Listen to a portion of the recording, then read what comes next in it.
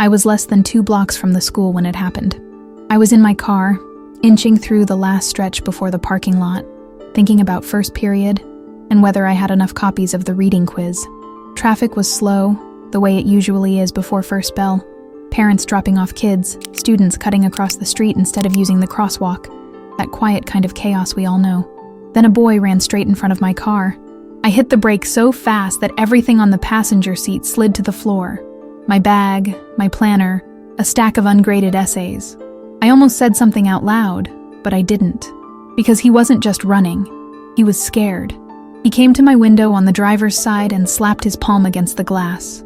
Hard, urgent, like he needed me right now. I lowered the window halfway. His face was pale and tense, eyes wide open, breathing fast, like he had been running for a while. I recognized him, but it took me a second to place from where. He wasn't in any of my current classes. "Ms. Carter, don't go to school today." That's what he said. Not "good morning," not "can I talk to you," not "something happened." He looked straight at me and said, with his voice shaking, "Don't go to the school today." Before I could ask anything, "What happened? Are you hurt? Where are you supposed to be right now?" He backed away from the car. He didn't wait for my answer. He didn't explain. He didn't look around to see if anyone was watching. He just turned, cut through the alley between the laundromat and the small grocery store, and disappeared. I sat there with my foot on the brake and my emergency lights on. Cars behind me started honking. I didn't move. I teach teenagers. I've heard jokes, threats, lies, drama, excuses, performances. I know when something is for attention. This wasn't that. This was fear. And here is the part that still unsettles me. I could not remember his name. I pulled into the staff lot and parked, but I didn't get out right away. I locked the doors, kept both hands on the wheel, and tried to replay every detail I could remember. The boy was maybe 16.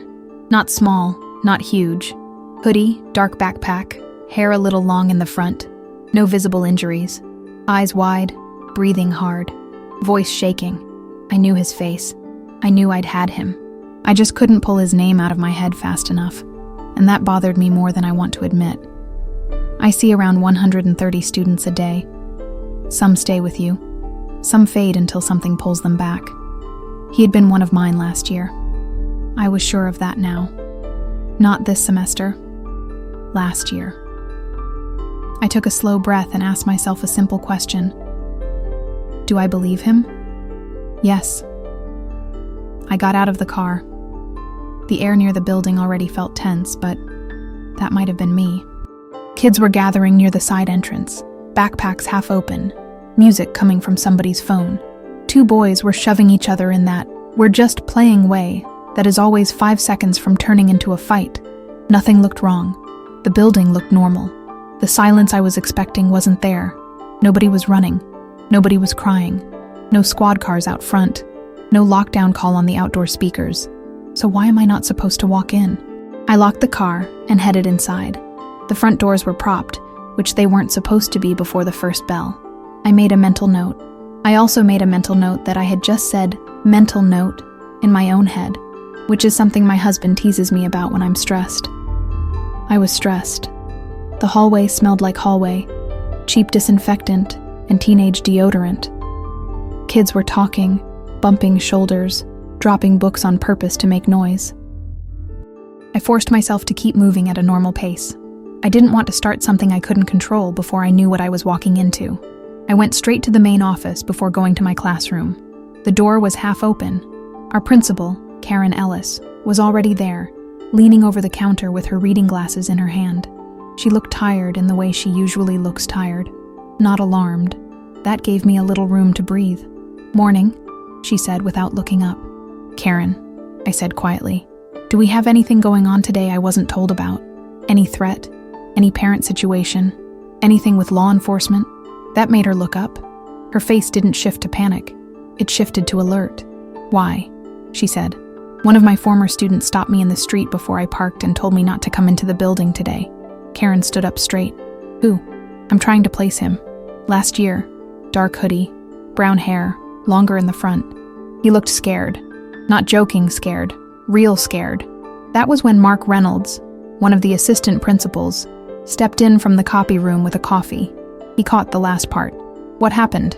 he asked. I repeated it. He ran up to my car. He said, "Ms. Carter, don't go to school today." Then he took off. Mark set his coffee down. The way he set it down told me he was already shifting into protocol mode. He used to teach social studies before moving into administration, and you can still see the teacher in him when students are involved. He doesn't waste time. "Did he say anything else?" Mark asked. "No." "Did you see anybody with him?" "No. He came alone. But he was already shaken when he reached me.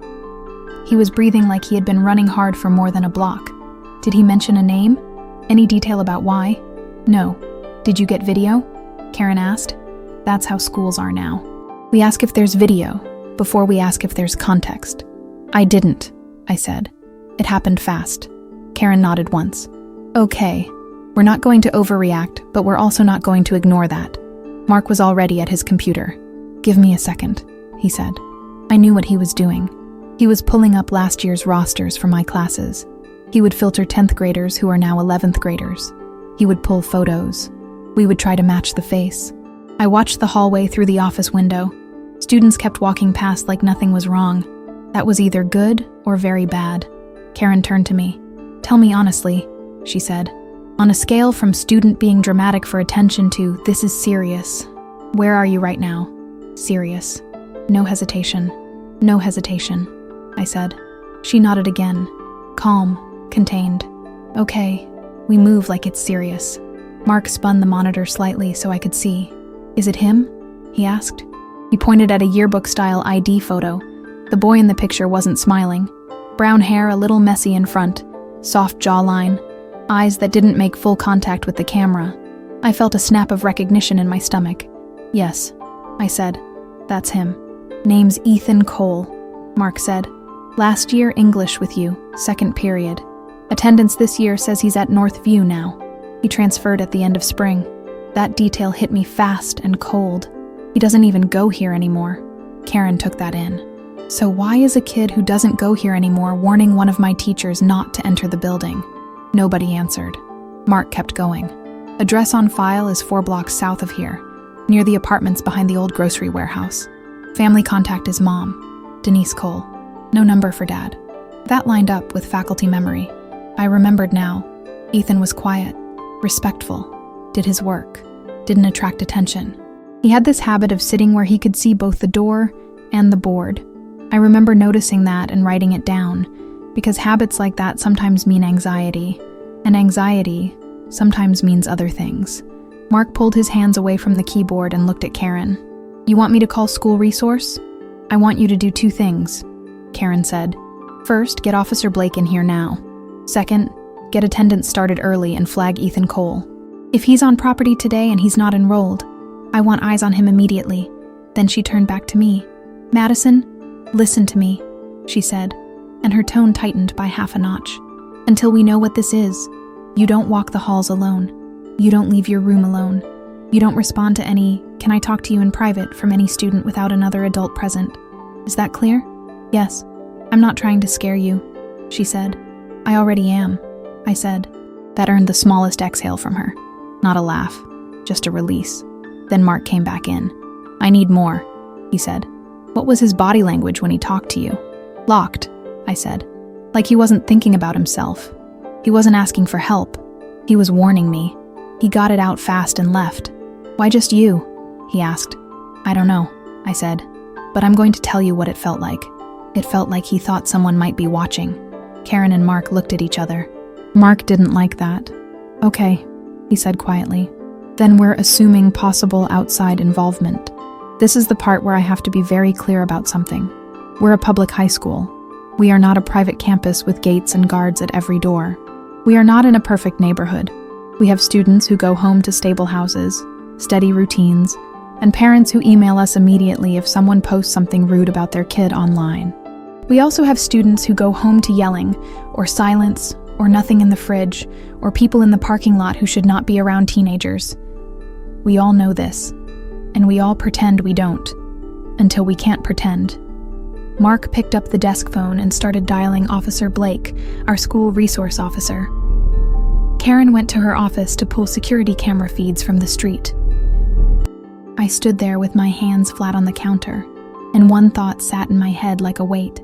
Someone out there wanted to know who I was. You're not ready for that thought the first time it's about you.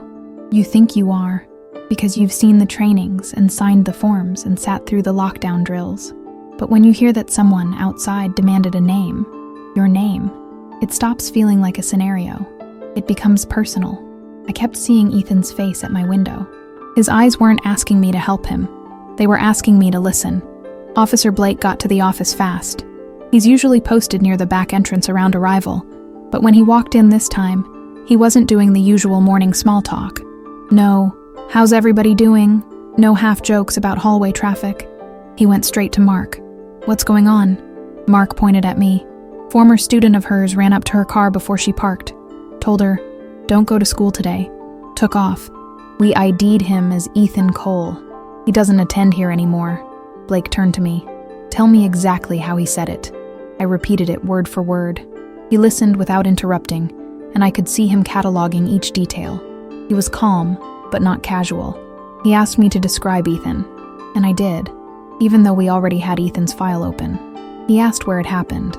I told him the block, the lane of traffic, the angle of my car. He nodded and said, okay, but he didn't say okay like reassurance. It was okay, as in, I heard something I didn't like. Then Karen came back out of her office. I've got something, she said. We followed her into the small conference room behind the main desk. She had one of the external cameras pulled up on the wall monitor, the one aimed toward the corner where the laundromat sits across from the school. The footage was time-stamped from a few minutes before I pulled in. The camera isn't high quality. The angle is a little crooked, but it caught enough. Watch the left side, Karen said. We watched. Two figures came into frame from the far sidewalk. One was Ethan. Hoodie, backpack, shoulders tense. The other was a man I didn't recognize. The second man had his hand on Ethan's arm. Not in a friendly way. Not leading. Controlling. He wasn't dragging him, but it was close.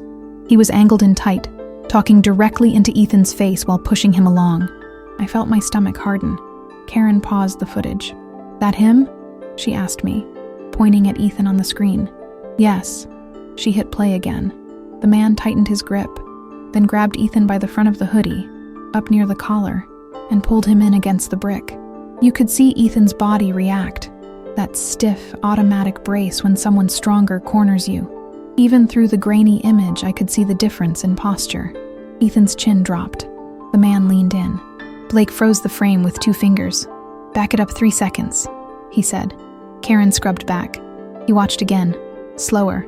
Then Blake said, mute or not, I can tell what that is. That's not, give me your phone. That's answer me now. Mark exhaled through his nose. Yeah. Blake leaned closer to the screen. Zoom on him, he said. Karen zoomed, although zooming mostly gave us pixels. Still, we got enough to read a few things. The man looked older than our kids, obviously. Mid-20s, maybe late 20s. Short hair, cap pulled low, cheap jacket over a plain t-shirt, jeans that weren't school jeans. He wasn't dressed like a parent on drop-off. He wasn't dressed like a maintenance worker. He wasn't dressed like anything that made sense in front of a high school at that hour, unless he was here to meet a student. And he wasn't meeting in a friendly way. I crossed my arms without realizing I had crossed them. Blake pointed at the man's stance. That's pressure, he said quietly. He's not trying to scare the kid just for fun. He wants information. I already knew. I didn't want to say it out loud, but I knew. Information about what? Mark asked. About who? Blake said. Karen looked at me. Blake didn't look away from the screen. Who else is he going to ask a kid about outside of school at this hour? He's not asking where the math room is. I swallowed. I think, I said. He was asking about me. No one argued. Karen rolled the footage forward. In the next seconds, something small but important happened. A police cruiser passed at the far end of the block. Not ours. City patrol. The car didn't stop. It didn't even slow. It just rolled through the intersection on routine morning patrol. The man released Ethan immediately. Not gradually. Immediately. You could see him drop his hold, take 1/2 step back, check over his shoulder, and then break off in the opposite direction from the cruiser. Ethan didn't hesitate. He turned and ran. Blake tapped the screen. There it is, he said. That's our timeline. Karen let it play. We watched Ethan sprint down the sidewalk, cut across the street without looking, and run toward the exact block where I had just been driving. A few seconds later, my car rolled into frame, so he didn't wake up planning to warn me, I thought. He ran because something happened, and I was the first safe adult he recognized. That hit hard. "Okay," Blake said. "Here's how we're going to handle this." Karen folded her arms. She was all business now, and I could hear the shift in her voice, from principal tone to incident tone. "1," Blake said, holding up a finger. "We're not evacuating the building unless we get a direct threat. We don't have that right now. No message, no weapon displayed, no stated plan. What we do have is contact from an off-campus adult who physically pressured a minor and asked about a staff member. That's already enough for me." "Enough for what?" I asked. "Enough for us to assume intent," he said, "which means we lock down the soft points and we increase adult presence in the halls. We're not going to announce anything to students yet. Panic helps whoever this is, not us." Karen nodded. "Agreed." 2, Blake continued. "We're getting a patrol car to circle the block every 20 minutes until dismissal. I'll make that call. I'll also ask for a second unit on standby if we need it." Mark wrote that down. 3, Blake said, turning to me. "You don't go anywhere alone today. You teach with your door closed and locked. If any student, says somebody wants to talk to you outside, you say no, and you call me or Mark immediately. You don't step into the hallway without putting eyes on who's there." I said, "Understood," and I meant it. "What about Ethan?" I asked. "That's 4, Blake said. "We're contacting his mother. We're going to find out if he's supposed to be here, if she knows where he is right now, and what she knows about this adult." Mark was already pulling up the contact record. "Denise Cole, cell ending in 9317. I'll call." I felt one more responsibility settled directly on me. "I need to file a statement," I said. Mark glanced over. "You will. We'll document everything. You're doing it with me, and it's going in writing. That matters. That's not just procedure. That's protection.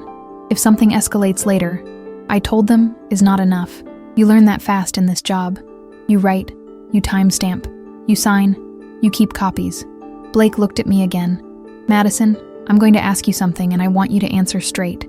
Has anything like this happened to you before? Anyone approached you because of a student? Tried to push you? Tried to intimidate you?" I didn't answer immediately. Not because I didn't know, because I did. "Yes," I said. Blake's jaw moved once. "When?" "Last spring," I said. "Different student, different situation. Parent, not outside adult. He didn't touch me. He tried to stand too close and raise his voice in the parking lot, and he wanted me to mind my business about something happening at home. We wrote it up, we called you, it got handled." "It got handled," Blake repeated. He didn't say it like a question. He said it like he was logging it. Karen looked at me. "This feels the same?" she asked. "No," I said quietly. "This feels worse." That wasn't dramatic. It was accurate. The parent in the parking lot last spring was angry and wanted me to back off. This felt different. This felt like someone outside the school trying to reach in. Karen turned to Blake. "Do you recognize him?" she asked, pointing at the paused frame of the man holding Ethan. Blake stared at the monitor for a long moment before he answered. "I don't have a name yet," he said, "but I've seen that face." "Where?" Mark asked. "Not in here," Blake said. "Outside, around the apartments south of the warehouse, hanging around the corner store after last bell. He doesn't belong to a student. He comes to collect them." Collect. That word stayed with me. We all know what that means. You don't have to spell it out. You don't say drug dealer out loud in front of the main office door at 7:30 in the morning, because you don't want a sophomore walking by and repeating it out of context to their mother that afternoon and touching off a rumor storm. But you also don't pretend you didn't hear what that word implies. Blake took out his phone. "I'm calling it in," he said, "and I want a car to swing the south side now. Not in 20 minutes. Karen nodded. "Do it." Mark finished leaving a message for Ethan's mother, then turned back to me. "Stay in here until Blake clears you to walk to your room," he said. "Text someone to cover your first minutes if you need it. I'll get someone to sit in your class until you arrive so it doesn't start unsupervised. That offer. Cover my class. Keep the kids supervised. Don't make me walk alone. Hit me in a way I wasn't expecting. Support like that is not automatic in every building. I know that. Thank you," I said. Mark just nodded once, like this was standard. It's not standard everywhere, but I was not going to argue. Blake finished his call and slid his phone back into his vest. "Good news and bad news," he said. "Good news. Patrol's already on their way to sweep the block where you saw Ethan. If he's still in the area, they'll spot him fast. Bad news. If this guy was bold enough to grab him within view of a camera, he's not worried about being seen." Karen's mouth tightened. "Which means he thinks nobody will stop him," she said. "Which means," Blake said, "he thinks he's already bigger than the rules here." Something in me hardened at that. No, not here. Not with my students. Not with my building. Not with my name coming out of his mouth like a target list. Blake turned to me. "I need you to be honest about one more thing." "Okay. Have you had direct contact with kids about staying away from drugs? Specific kids, not general health curriculum. I mean you personally telling somebody, 'Don't go with him,' or 'You're better than that,' or 'You don't owe that guy anything.'" "Yes," I said. "How many kids?" he asked. "At least 4, I said. "Maybe 5, over the last few months." Blake nodded slowly. "There it is," he said. Karen looked at him. "You think this is retaliation?" "I think," Blake said, "somebody out there thinks Miss Carter is bad for business." My throat felt tight, because that's when I understood why Ethan's voice shook the way it did. He wasn't just scared of what might happen in the building. He was scared of what might happen to me. They walked me to my classroom like I was evidence. Mark went first. Officer Blake walked a little behind me, scanning. I carried my bag and papers against my chest instead of letting them swing at my side. I don't usually walk like that. I usually come in with coffee, keys in my mouth, a stack of handouts balanced on my hip, calling "Phones away, please," before the bell rings. Not today. We stayed mostly quiet in the hallway. That alone felt strange. You don't realize how loud a high school is until you're listening for one specific kind of noise. Locker doors slammed. Laughter bounced from a cluster of kids who probably hadn't slept. Someone in the science wing was already arguing about a grade like it was life or death. Normal. All of it was normal. And under that normal, I kept waiting for something that wasn't. When we reached my door, Mark unlocked it and stepped in first. A few students were already inside even though the first bell hadn't rung yet. That's common. Some kids like to arrive early to avoid certain people in the hallway. Some just like to sit down and breathe before the day hits them. I know which is which, most days. "Phones away," Mark said, calm, like a substitute teacher doing a morning favor. "Chromebooks out. Quiet start, please." They listened.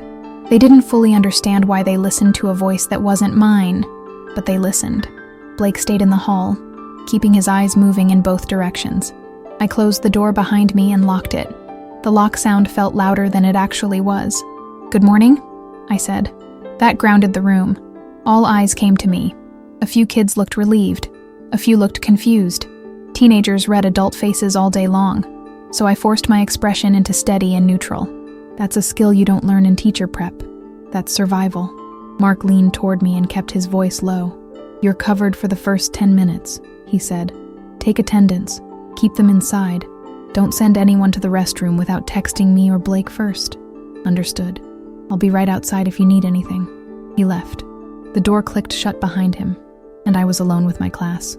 "Okay," I said, setting my bag on the desk. "Chromebooks out, yes. And you're opening yesterday's draft essays. We're polishing your thesis statements before you turn them in." I pointed at 2 students near the back. "That includes you." A hand went up in the second row. "Ms. Carter, why is there a cop outside your door?" Direct. Honest. No filter. "Welcome to high school." "Because it's Thursday," I said evenly. "And Thursday likes drama." A few kids smiled, and I saw shoulders drop. That was enough. I didn't push it. I moved on. "Open your document, please, and look at the first paragraph. Ask yourself one question. Do I actually say what I'm trying to argue, or am I just talking around it because I'm scared to commit?" A kid in the back mumbled, "That's deep for the morning," which was fine, because it gave the room something normal to grab. While they were opening their laptops, I did attendance with my tablet. My hands were steady, but my chest was tight. I kept thinking about Ethan's face pressed close to my window. I kept thinking about the man who grabbed him. I kept thinking about the words Blake used. Bad for business. I wasn't afraid of kids knowing I cared about them. I was afraid of adults outside the building knowing that too. Halfway through attendance, I noticed something. I kept looking at one empty chair, 3rd row by the wall. I don't like empty chairs. Empty chairs are never just, they're late to me. Empty chairs are questions. That chair belonged to Jonah. Jonah is quiet, not shy exactly, cautious. The kind of student who doesn't raise his hand unless he's absolutely certain his answer is correct. And even then, he waits a few beats to see if someone else will say it first. He sits with his backpack zipped and upright next to his desk, not on the floor. He never fully relaxes his shoulders. He watches the hallway before he leaves after class. And Jonah lives in the same direction Ethan ran. I checked the roster. Jonah was marked absent. I felt something cold move through me. I walked to the front like I was just stretching my legs and leaned against the whiteboard ledge, tablet in hand. "All right," I said. "Here's your reminder. Today's draft is still just a draft. You'll get credit for effort, not perfection. The only way you don't get credit is if I see a blank document. If I see a blank document, I'm emailing home and I'm adding a note. That's not because I don't like you. That's because I do like you. And I'm not going to pretend you turned something in when you didn't. Clear?" A few kids nodded. One said, "Yes, ma'am," without looking up. "Good," I said. "If you're behind, start typing sentences, not excuses." They laughed a little at that. "Good. Keep them inside the work. Keep the room steady. Keep the door shut." I opened my messaging app and typed under the desk to Mark. "Jonah Wright is absent. Lives near Ethan's block. This is unusual for him. I'm concerned." Mark replied in less than a minute. "Noted. I'll check attendance office and see if mom guardian called him in. Keep teaching." It looks simple written like that. It's not. When a teacher sends a message like that, what she's really saying is, "This student is on my radar, and I'm asking you to put him on yours too." I walked the room, checking screens, pointing at sentences, circling vague phrases with my finger, asking, "What do you actually mean here?" The work grounded me. Teaching always grounds me. It gives me something to do other than imagine what could happen. But even while I was talking about thesis statements, something else kept turning in my head. Ethan didn't come to the building to warn the school. He didn't tell Mark. He didn't yell at the front door. He stopped me, by name, before I went inside. That means he believed something specific was going to happen to me. Why me? The obvious answer is, because I talk to kids about staying away from people who want to use them. But there's a second answer I didn't like thinking about. The second answer is, because someone out there already knows exactly which teacher keeps telling kids to walk away. When I finished my lap around the room, I stopped by the door. Blake was still right outside in the hallway, standing a little off to the side so he could see in both directions. His posture was relaxed on purpose. He didn't want to alarm passing students, but his eyes were busy. I cracked the door open just enough for my voice to carry without letting anyone out. "Any update?" I asked quietly. "Working on it," he said. "Did you find Ethan?" Patrol saw him 3 blocks down and tried to make contact. He ran. My chest tightened. "Is he in trouble?" "No," Blake said. "He's scared. There's a difference." I nodded. "Stay with your class," he said. "We're talking to his mother." I closed the door again and turned back to the room. "Ms. Carter," one of my students said from the front row, "are we still doing the peer review groups? Or are we just revising alone today?" Peer review. Right. That was the plan. Read each other's drafts, give feedback, rotate, fix, submit. Normally, I split them into groups of 3 and let them move their chairs. Today? No. I didn't want groups moving, and I definitely didn't want anyone milling around near the door. "We're doing individual revision," I said. "No peer read today. Stay in your seats. Headphones are fine if it helps you focus, but keep the volume low." "That's actually better," someone muttered, which got a few quiet laughs. Good. They accepted the change without pushing. Teenagers will accept almost anything if you present it like it was always the plan, and you don't act nervous about it. I walked back to my desk and pretended to answer emails while I watched them work. I also pulled up last year's notes on Ethan. Every student I worry about gets notes. Nothing dramatic, nothing insulting, nothing personal. Just observations. Things I don't want to forget. Ethan's entry from last year was short, but it was there. Sits where he can see the door. Flinches at sudden hallway noise. Watches other kids the way some kids watch teachers. Very polite. Always says thank you after class. Writes well when he trusts the topic. Avoids eye contact when adults raise their voice. Pay attention. Pay attention. I write that sometimes when I feel like I'm looking at a kid who's carrying more than he can carry without help. I was still looking at that note when Mark texted me again. Got Mom on the line. She says Ethan shouldn't be anywhere near the school today. She says he was supposed to go straight home after his morning block at Northview. I typed back, "So why is he here?" Mark, "Working on it." Then, after a pause, she also said something else. I waited. "Mark," she said, "some guy has been talking to boys outside the store after school, asking who you are." My hands went still on the desk. Not asking about teachers. Not asking about staff. Asking who you are. The room around me kept typing. I felt my jaw lock. This wasn't random. This wasn't some bored adult playing tough in front of teenagers. Someone out there was looking for me by name, and someone's mother already knew. That changed the situation. That moved it from possible general risk to active targeted risk. That's when I felt something else I hadn't let myself feel yet. Anger. Not panic. Anger. Because this is my job. My classroom. My hallway. My students. You don't get to come near my kids, scare them, grab them in front of a brick wall and use me as leverage. You don't get to put your hands on one of my boys and make him run up to my car shaking. I looked up at my students, heads down, working, normal, safe for now. No, not here, not today. Second period was supposed to be planning time for me. No students. Normally that means grading, answering emails, fixing whatever the copier decided to ruin, and pretending I've eaten breakfast. Today, it meant sitting in a conference room with the door closed while adults talked about me like I wasn't there. Blake was at the table.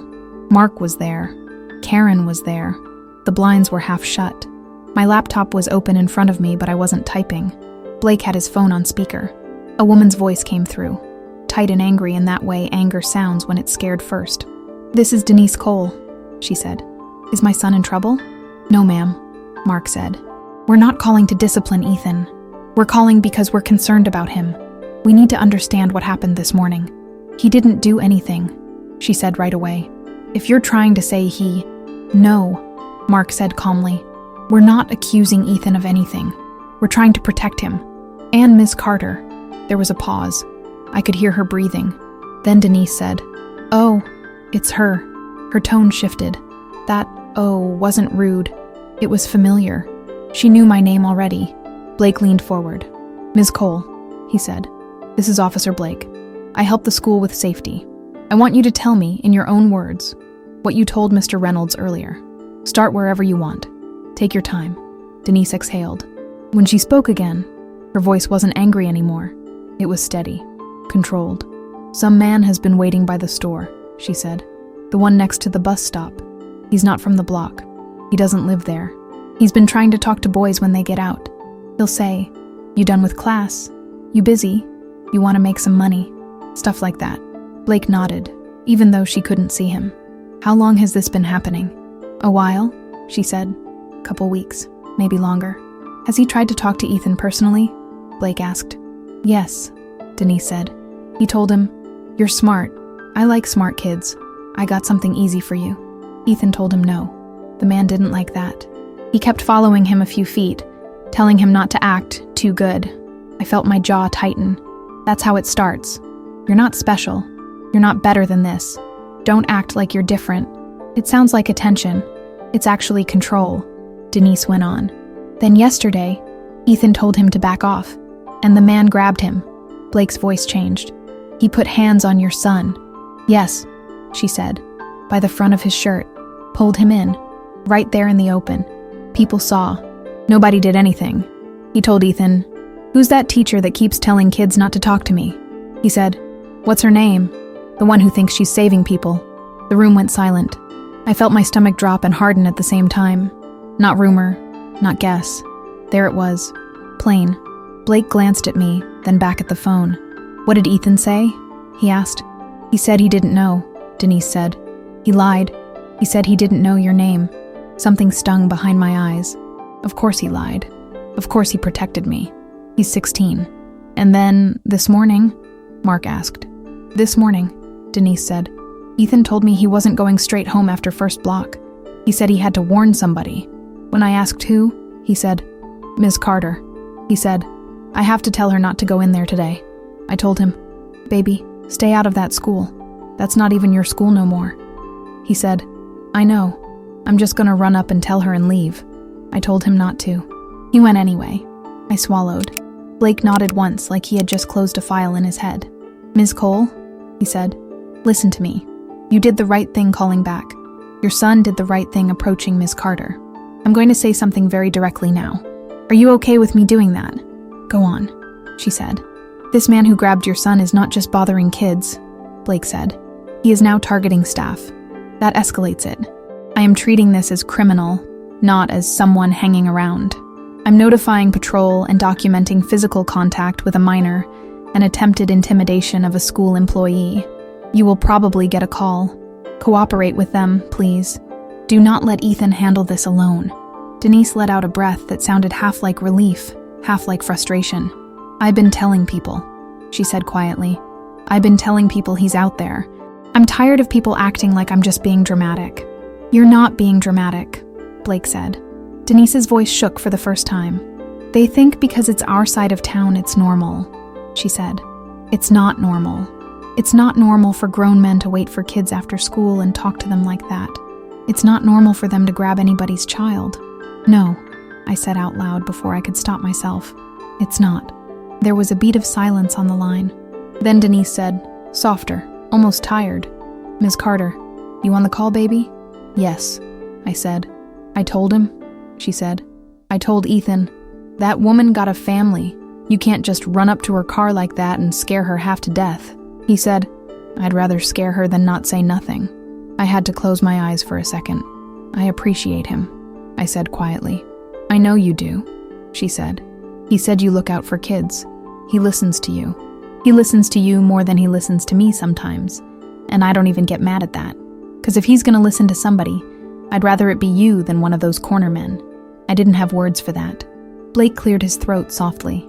"Ms. Cole, last question for now. Has this man ever mentioned weapons? Anything like, 'I'll come in there, I'll make her pay, I'll handle it myself'? Anything specific like that?" "No," she said. "Not like that. He talks like he's in charge. Like he can tell kids what to do. Like he owns the block." Blake nodded. "That's helpful," he said. "We're going to follow up. I'll keep you updated. Mark will keep you updated. If that man comes near your son again, you call 911 immediately. Don't handle it alone. You understand me?"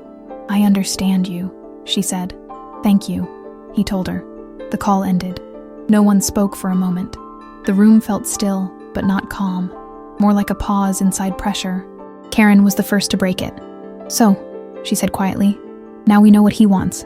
"Yeah," Blake said. "He wants her quiet." He meant me. "Let's be extremely clear," Karen said. "We are not sending Madison home."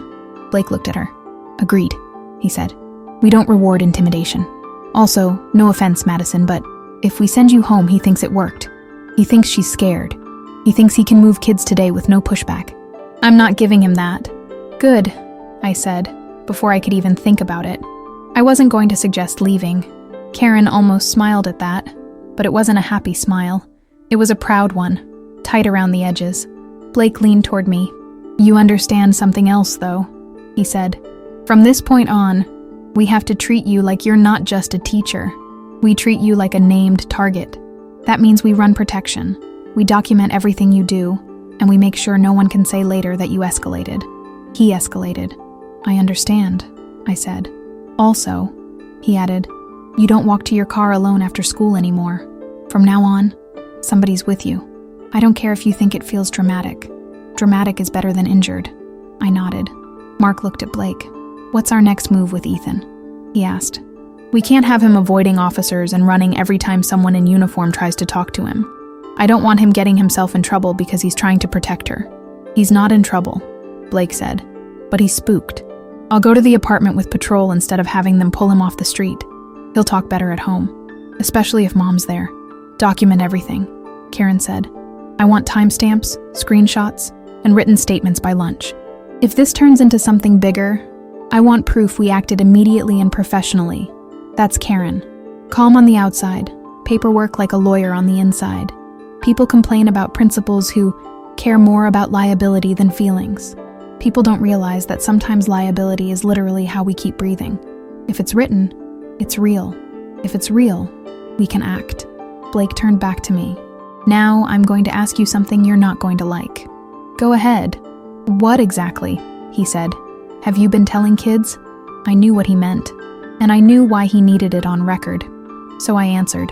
I've been telling them, I said, that just because someone offers you fast money doesn't mean they're giving you opportunity. Sometimes it means they're buying your fear. I've told them that if someone older tries to make you feel special and needed, and that person is always waiting near the same corner after school, that's not respect. That's recruitment. I've told them, if you get in once, it's not easy to get out. And if you try to leave, they don't always let you leave quietly. Blake nodded. Keep going. I've told them, I said, that if they're scared, they can tell me, and I'll get an adult who can actually protect them involved. Not just yell at them, actually protect them. Blake held my eyes. That last part, he said. That's the part he doesn't like.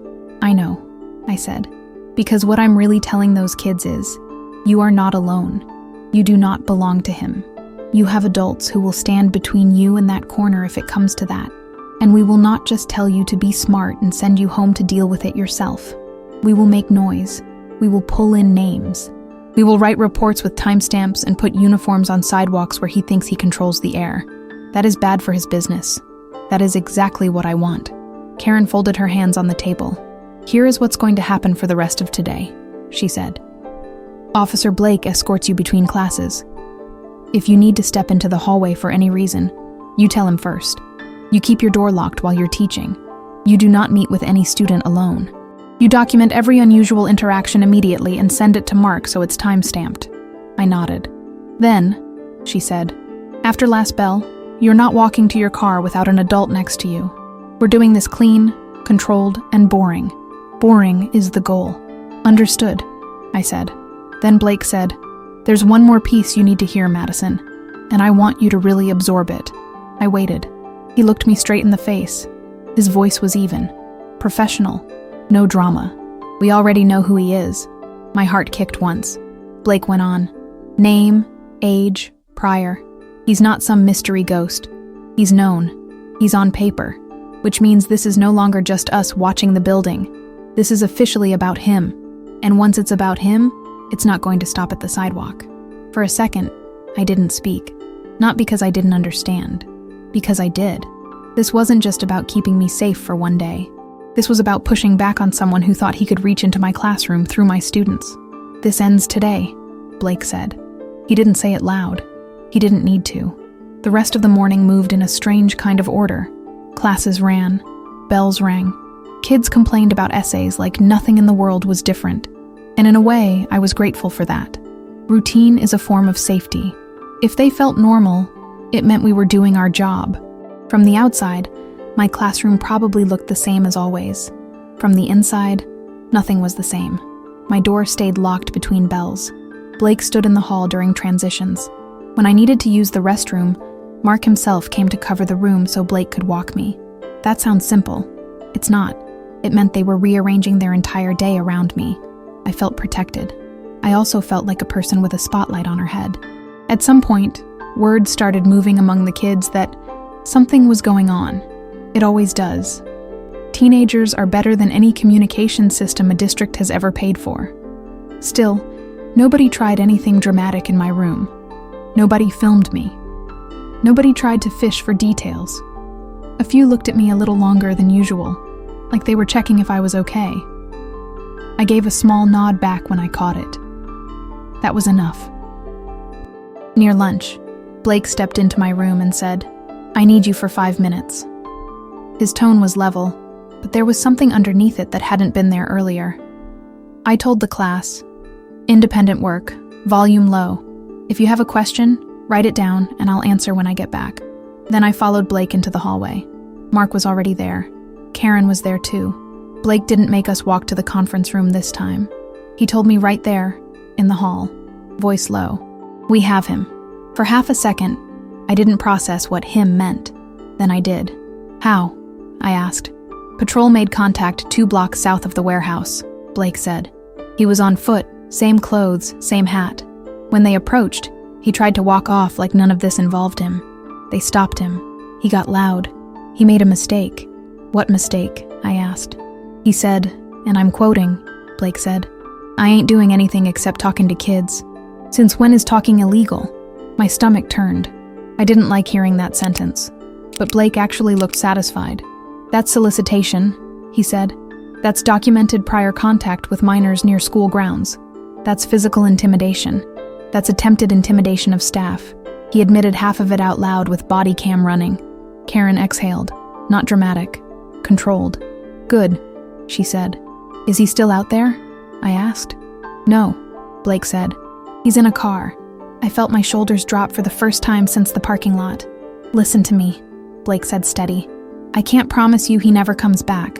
I don't lie to staff. People like him don't just disappear because they met a patrol car once. But today, he's done. Today, nobody's walking in here for you. Today, nobody's pulling a kid against a wall to ask your name. I nodded. There's a kind of relief that doesn't feel like relief. It's not soft. It's not tears and shaking hands and thank God. It's more like a knot loosening just enough to let your brain work again. Mark checked his phone. Also, he said, we just heard from Ethan. I straightened. He's home, Mark said. He's safe. Blake and patrol went to talk to him and his mother together. He talked. He gave a statement. He confirmed the physical contact. He confirmed the question about you. We have it all in writing, signed, time-stamped. His mother signed too. I closed my eyes for 1 second and let air out through my nose. He's not in trouble? I asked. No, Blake said. He's not in trouble. He's part of the reason we're handling this like we are. That mattered to me in a way I can't overstate. I've seen how systems work. I've seen kids who try to warn an adult end up treated like they're the disruption. Not this time. Not this kid. Karen put a hand on the edge of the door frame, then looked at me. Here is what happens next, she said. This afternoon, our district safety office is sending 2 additional staff to assist dismissal. You are not walking to your car alone. I don't care if you forgot your lunch bag in your room. You're not coming back without an adult. We're also filing an official incident report with the district and with the city. It names you as the target of attempted intimidation for doing your job. I nodded. Good. There's more, Mark said. We're also doing contact and support for the kids we already know are being approached after school. Quietly, one at a time. No announcements. We're not putting a spotlight on them in the hallway. We're calling them into guidance like it's schedule check, and we're telling them, in plain language, that we saw what's happening and we're not leaving them alone with it. That is what I wanted. Not a speech on the intercom, not a poster, actual follow-up. Blake added, most important for right now, you need to understand you did nothing wrong. I looked at him. I know, I said automatically. He shook his head. No, he said. Listen to the words. You did nothing wrong. People like him count on teachers feeling guilty for making noise. They want you quiet. They want you second-guessing every time you tell a student, you can come to me if you're scared. You don't pull back. You don't stop. You don't mind your business. You keep doing exactly what you've been doing, and we build structure around you so you don't get isolated for it. That caught me. I felt something tighten in my throat. Because that's the game, isn't it? Make the adult feel like they overstepped just by caring. Make them question if they made it worse by noticing. Make them stop. No, I'm not stopping, I said. Good, he said. We stood there in the hallway for another few seconds, just breathing the same air. Students passed at the far end, laughing about something that had nothing to do with any of this. The bell hadn't rung yet for lunch. For a moment, we just existed in that in-between space. Crisis technically handled, adrenaline still high, workday not even close to done. All right, Karen said quietly. Back to class. Keep the door locked. We're almost through the day. They started to move away, but I stopped Mark. I want to see Ethan, I said. Mark nodded. We're already arranging that, he said. Not today. Today he needs to breathe and his mother needs to feel like he's not about to be dragged into some circus. But yes, you'll see him. We'll do it right. I nodded. When I stepped back into my classroom, the room went quiet in that way. Rooms go quiet when they've been secretly talking about you and thought you were going to be gone longer. I set my laptop down. Okay, I said, like nothing had happened. Where were we? Ms. Carter, one student said low. Are you okay? All eyes were on me. I looked at them.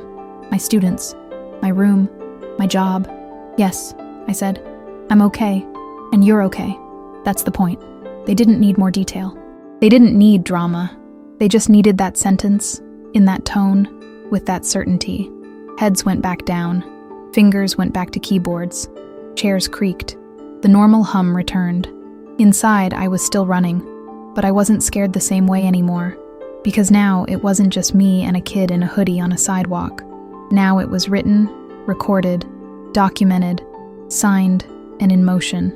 Now it had weight, and everyone who needed to know, knew. After last bell, I didn't pack up fast. Blake showed up at my door right on time, like we'd agreed. Mark was with him.